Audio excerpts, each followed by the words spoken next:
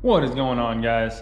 One thing I have not talked about on the channel at all is another vehicle that is in the family. So, of course, you know about the Shelby. You've done a lot of stuff with the Shelby. It's what the channel is named after, the KonaBlueSVT.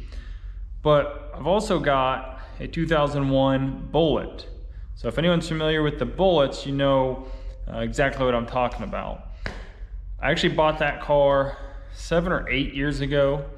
When I was looking to buy the Shelby, I actually sold the Bullitt to my father. So he owns the car now, but it's still around. I've actually got it today. The plan was to take it up to Cars and Coffee. We got rained out, so I figured I'd jump in and do this video.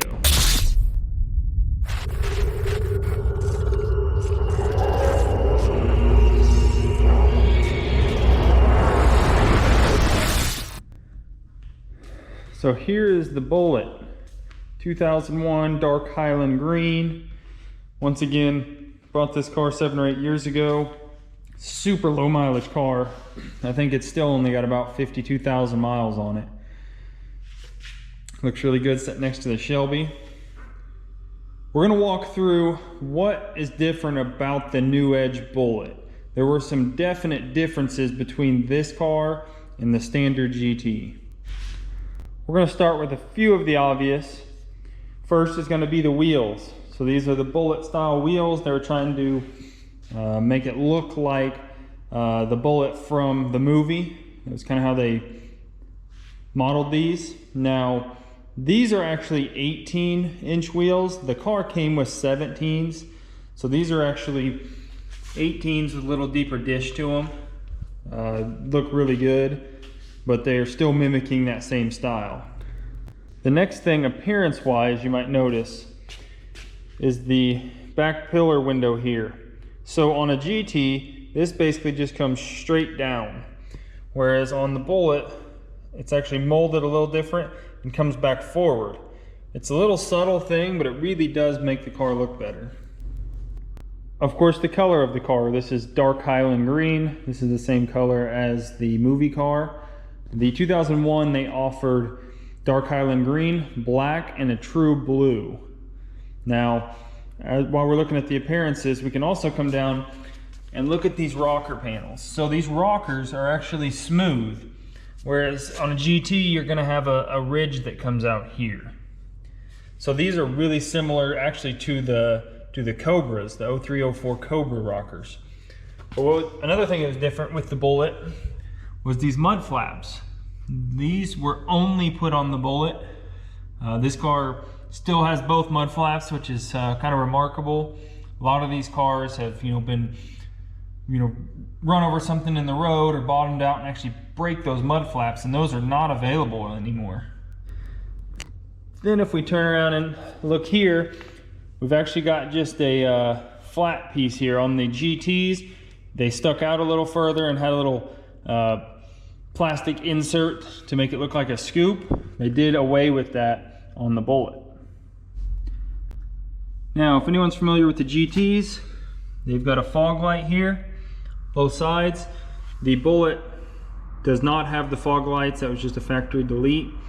This one has actually got a Mach 1 spoiler on it. This was not factory, but it does make it look a little better.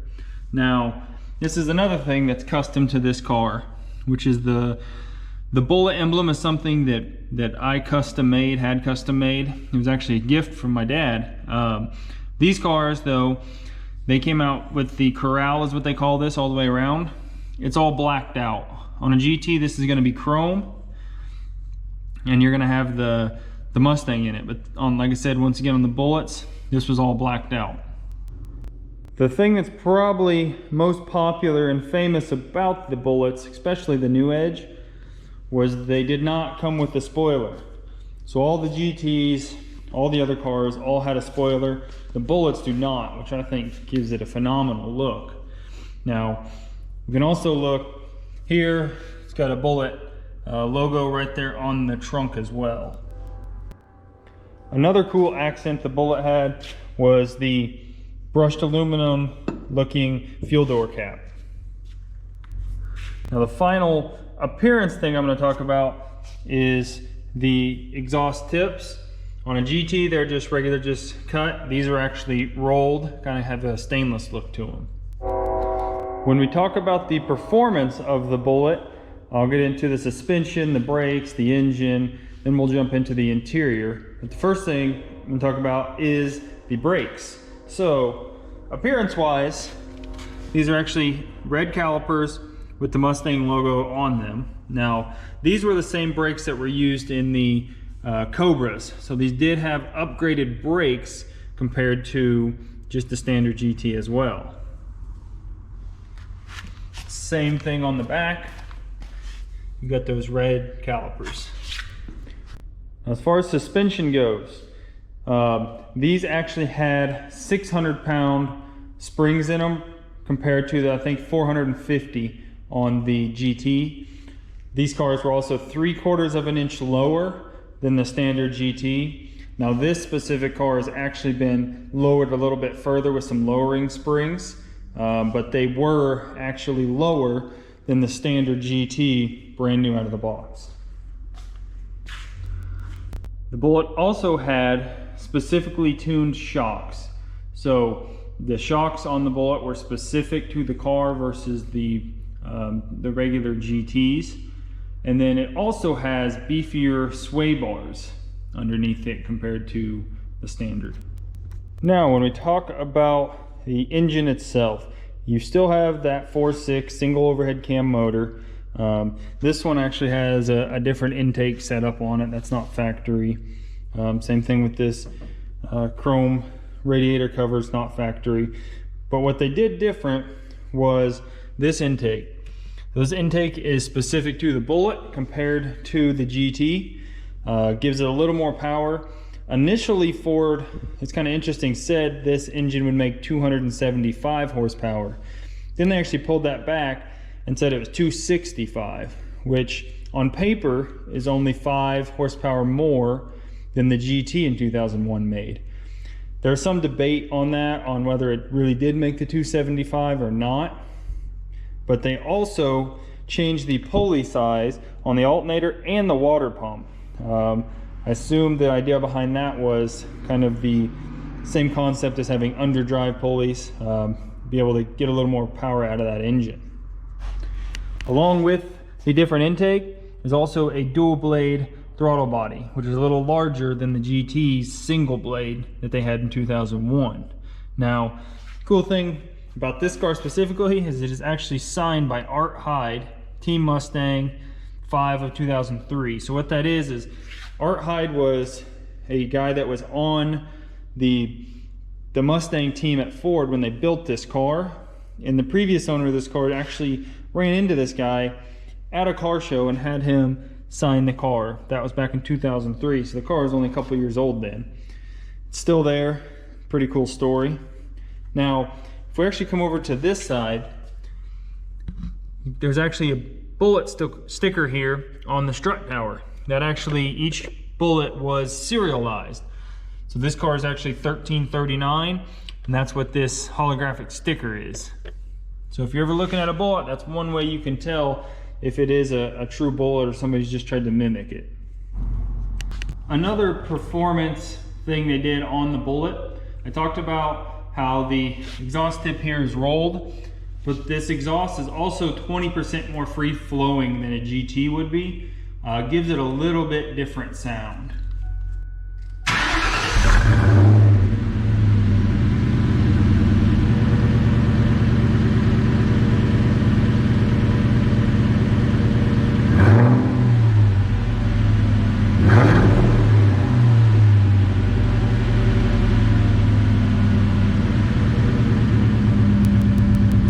So as you can tell, these cars really weren't all that loud from the factory, but they did have a good sound to it. That 4.6 2-valve engine, while it's, you know, in today's standards is way underpowered.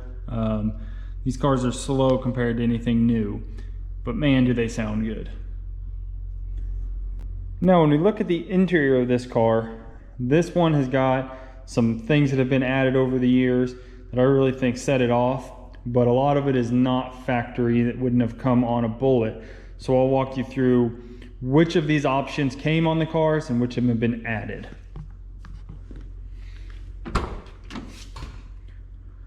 So the first thing you're going to notice is going to be that Bullitt brushed aluminum seal plate that came on the Bullitt standard.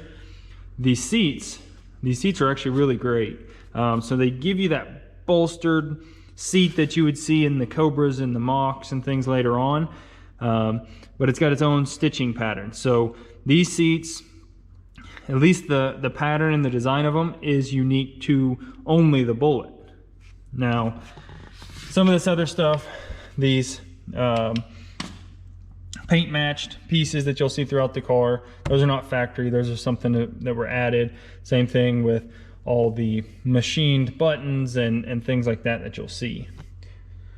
But if we look over here at the floor mat, that has got one of the original Bullitt floor mats in it. Now, that was available, but it was an option. So not all the Bullitts had that. I think it was something you had to pay extra for. And then if we look down here, the Bullitts also came with the brushed aluminum pedals. That was something that came factory. Now we're sitting in the driver's seat. First thing you'll notice is the gauges. These are different than a GT would be. Now, once again, that brushed aluminum ring that's around on this car, that's not factory, that was added. But these had the same style gauges like you'd see in the later Mach 1s. Once again, this has been paint matched, not factory. Same thing with these buttons. These were all added later, as well as all the rest of this brushed aluminum stuff. Now, most of the Bullitts came with the Mach sound system with the 6 CD changer. That was pretty standard. That came on the GTs as well. Now, when we talk about the transmission, the Bullitts actually came with, it was a brushed aluminum shifter knob. This one has actually had a custom one put on as well. Calls out Bullitt as well as the serial number. Pretty cool add-on.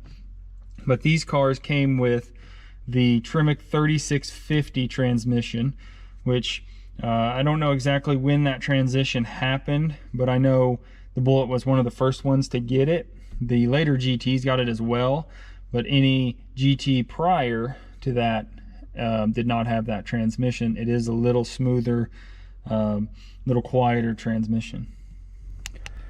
Other than that, when we look down here, this button on a GT, this would be for the fog lights. Since there's not fog lights on the Bullitt, this is just a dummy button. You still got your traction control. Everything else is pretty much going to be the same. Once again, these seats are awesome. This was actually an addition that was put on in the car later, not factory as well. You've still got everything else.